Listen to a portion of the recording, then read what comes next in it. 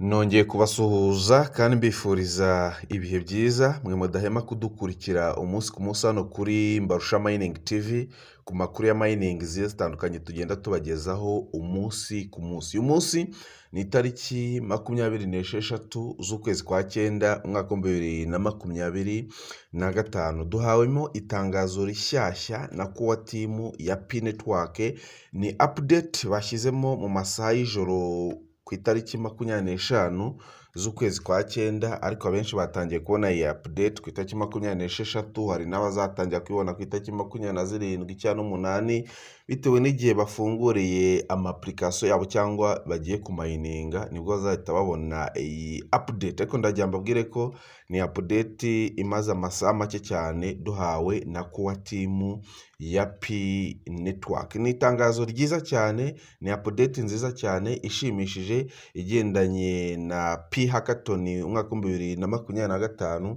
Wasigaye ibyumweru bitatu cyangwa ku itariki 15 ibintu bizaba bimaze kugira ute gusobanuka neza muri umushinga wacu wa P Network. Ndakunda kuvuga ati nyaboneka mwitondere uyu mushinga cyangwa mwitondere iyi projet ya P Network, kubera ko ndakubwiza ukuri ko mu minsi iri imbere iyi P Network uzajya uyireba wibaze nimba ariyo wabonaga nko mu myaka ishize cyangwa iki gihe. Uyu munsi wa none ushobora kuba uri kwibona muri 0.20 by'idolari cyangwa 0.5 by'idolari, cyo ukayibona nko mu idolari rimwe uyu munsi wa none, ariko mu minsi izaza cyangwa mu minsi iri imbere cyangwa mu myaka nk'ibiri iri imbere ukazajya ubona P Network ukifata ku munwa ukibaza nimba ari P Network uri kubona, bikagucanga cyangwa bikakuyobera. Ariyo mpamvu nkunda kubabwira umunsi ku munsi, mu by'ukuri ni ibintu bishimishije, ni inkuru nziza, ni amahirwe adasanzwe ku mupayiniya uwo ari we wese wagerageje kumenya iyi projet ya P Network cyangwa kumenya P Network.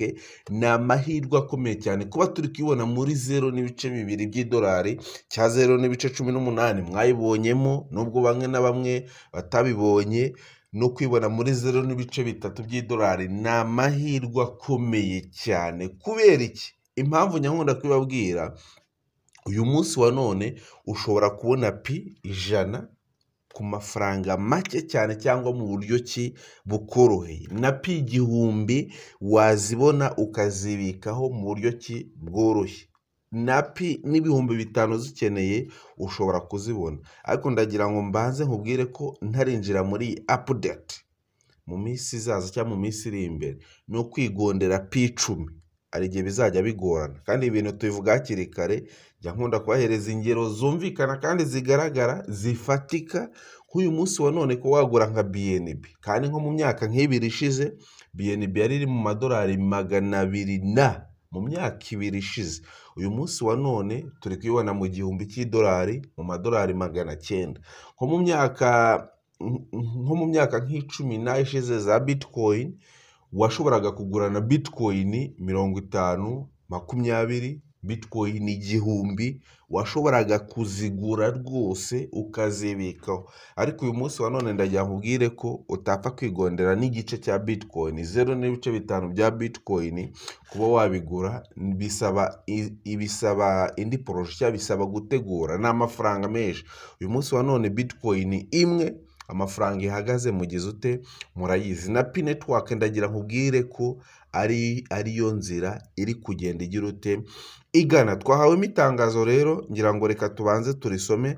Ariko nimba uri mushyashya akari bwa mbere ugeze hano kuri Mbarusha Mining TV, nakubwira ngo kanda kuri subscribe ufungure inzogera kugira ngo tubana muri updates zacu za buri munsi. Igihe cyose Mbarusha Mining TV uploadinze video kuri YouTube, iyo video uyibonere mu bantu ba mbere. Nimba ari amakuru uyamenyere mu bantu ba mbere, nimba ari ibintu byo gukosora ubikosore mu bantu ba mbere, kubera ko burya ikintu cya mbere ni amakuru. Nanone ndagaruka kuri wa muntu wavuze ati nge nta P mfite zo gustakinga, nge nta P mfite na mininze P nkeya cyane, cyane none mfite P nyinshi cyane na mininze nka P 5000, ushaka kuba ngurishije igihumbi cya P 500 mbaze nikemura ikibazo mfite, cyangwa mfite Sidra cyangwa nshaka kugura Sidra, cyangwa mfite Ruby na mininze nshaka kugurishaho nkeya sigarana izindi.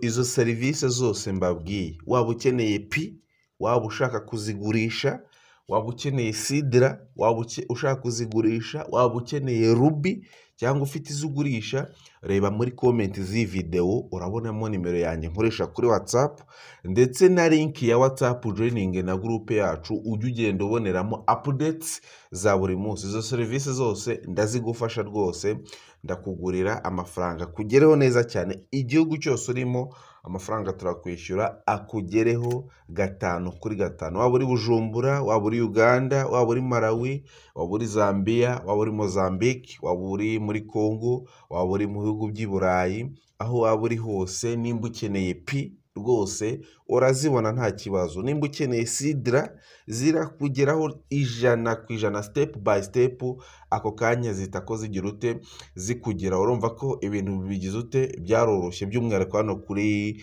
Mbarusha Mining TV. Urebemo nimero yanjye gusa unyandikire, hanyuma umbwire izo serivisi ngira ute nzigufasha. Rero hano twahawemo itangazo hasigaye ibyumweru 3 ku itariki 15 z'ukwezi kwa 10 nk'uko twabitangarijwe na kuwa timu ya P Network. Nujya hano muri Rinimowa uraza gusangamo full announcement cyangwa update yose irambuye igendanye na hackathon umwaka 2025. Mu by'ukuri iyi update ni itangazo ryiza cyane rifite icyo risobanuye muri P browser, cyangwa uza kwinjira muri P browser ukaza kureba ari amasoko yagiye atsinda muri za hackathon ndetse n'uburyo ki ushobora gustakingamo. Kuwa timu ya P Network yadoreje n'akavido nuza ukakafungura uraza kumva ubusobanuro bagiye batanga. Ni ikimenyetso kigaragara ko iyi projet ya P Network ifite future cyafitire cyangwa iri kugana ahantu heza cyangwa ahantu hazima. Twagiye duhabwa ama updates menshi cyane agiye atandukanye na kuwa timu ya P Network, ugasaba ari tubwira ati twirinde abaskama, bakadoreza update batubwira ati KYC noneho zasubukuwe, ati mainnet uzajya ukora KYC wuzuze mainnet checklist yawe uhabwe za migration. Ibyo bivaho duhabwa update ya consensus 2025. Twabonye Dr Nicolas bamutumira mu ntangiriro z'uyu mwaka wa 2025 murabyibuka, kandi murabizi neza ko nanone mu kwezi kwa 10 madamu wa Nicolas nawe ari inama zitabira, ndetse ni hackathon 2025 isigaje 3 weeks nk'uko babitubwiye, kugeza ku itariki 15 z'ukwezi kwa 10 uyu mwaka 2025. Wajyamo ukareba amasoko yatsinze muri hackathon, washaka gustakinga ugastakinga pi. Bavuze ko nta kintu na gito bizahungabanya cyangwa ku bikorwa by'umupayiniya uwo ari we wese. Icyo usabwa nta kindi, nimba utanabisobanukiye cyangwa nimba utazi n'ibyo ari byo, wowe komera kuri pi ukore mining, umenye ko amasaha 24 nimba arangiye ugomba kumininga, ukinjiza pi zawe ugategereza. Nimba utarapasinga na KYC ugapasinga KYC, nimba aranujuje KYC ukuzuza mainnet checklist yawe neza, ukagendana n'abandi ukareba ko ari amagambo yawe 24 abitse neza, kugira n'igihe cyose uzaba uhawe migration cyangwa kuba timu ya P Network izaba yimuye ubutunzi bwawe cyangwa ziriya pi zawe utazabuzibura cyangwa utazazitakaza. Kandi wirinde